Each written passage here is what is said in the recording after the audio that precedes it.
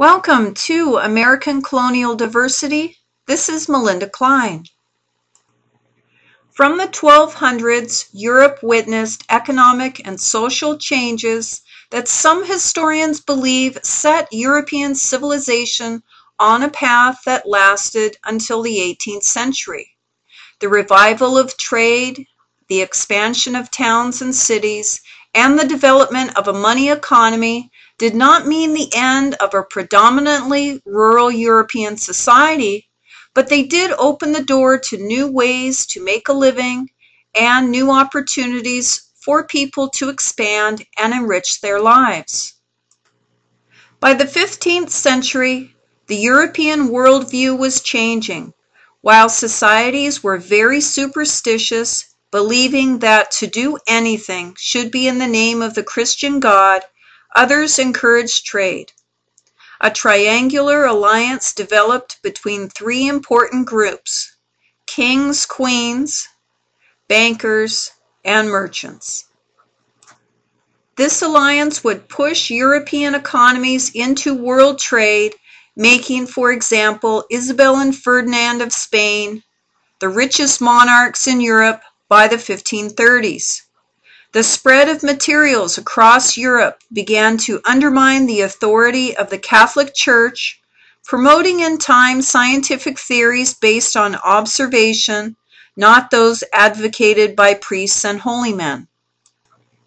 During the 17th century, nearly 200,000 immigrants who had left their European homelands reached North America in the 17th century. By the 1690s, 12 English colonies on the eastern edge of North America and several others in the West Indies had secured footholds and erected the basics of colonial life. Amerigo Vespucci was an Italian merchant, explorer, and cartographer. This is a map maker. He played a senior role in two voyages which explored the east coast of South America between 1499 and 1502.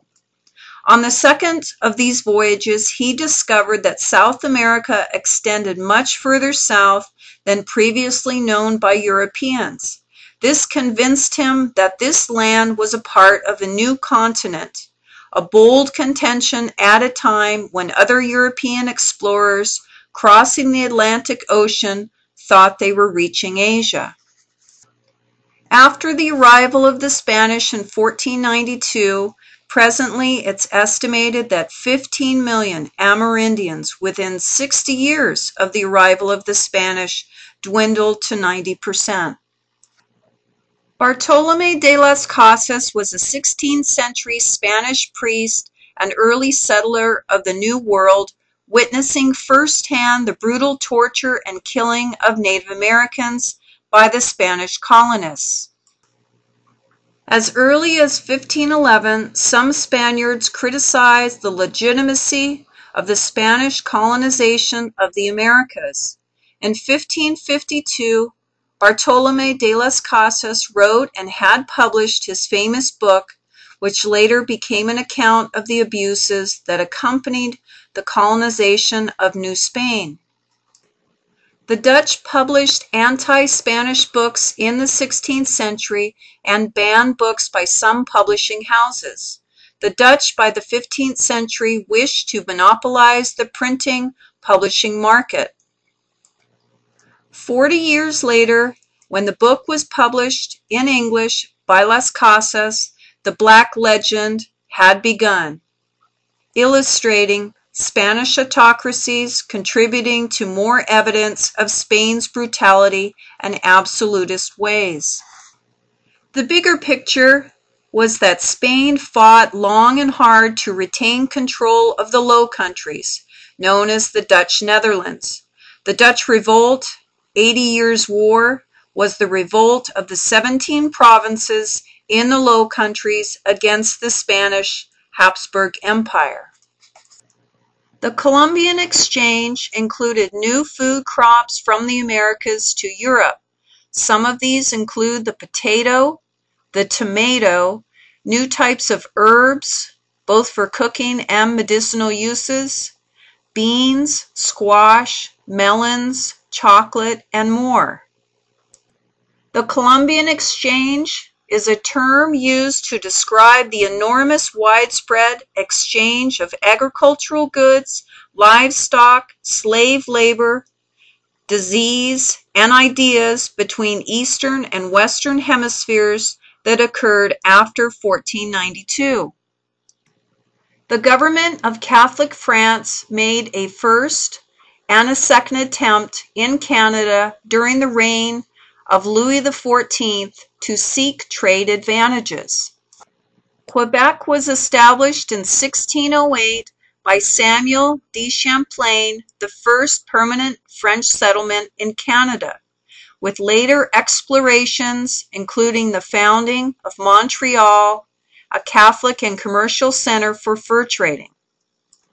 The original 1614 provincial claim as the Dutch colony of the New Netherlands came as the result of explorations of the Dutch East India Company by Henry Hudson in 1609. It was the first year of a 12-year armistice between the Dutch Republic and Spain, when unaccompanied and unarmed Dutch ships would be free from attack by the Spanish enemy. English colonies were all around the busy trading port of New Amsterdam, which would, after 1671, become New York City. The English Navigation Acts were a series of laws which, beginning in 1651, restricted foreign shipping. Ultimately, through war, the Dutch would lose their colony in North America to the British. The colony of Pennsylvania was granted to William Penn in 1681. This colony was granted to William in lieu of payment about $100,000 from the British government owed to his father, a naval hero. In time, this colony would become wealthy, full of commerce, and a place of religious tolerance. William Penn and his fellow Quakers heavily imprinted their religious values on the Pennsylvania government. The prevailing economic theory at England in the time was mercantilism. This doctrine supported colonialization of North America with the idea that to get rich, a merchant, and of course a government, needed to sell products to foreigners, but not to import the foreign goods themselves. Under the British Navigation Acts of 1651, the British government attempted to regulate trade and demand that colonists ship only to England using English ships. By keeping Dutch ships out of British ports, this would lead to war and the end of Dutch dominance in the Atlantic. James II had lost his popularity in the colonies and as King of England. By 1688, Parliament invited his Protestant daughter and her husband, William, to take the English throne. And once invited, yes, they did. They brought their navy. This is known as the Glorious Revolution. The new King and Queen of England, William and Mary, abolished the New England Dominion and re-established the separate colonial governments with new charters. The British colonies continued to grow and prosper, and by 1775, free and slave accounted for 2.5 million people. Enlightenment ideas of liberty and justice drove immigration to the British colonies among European immigrants.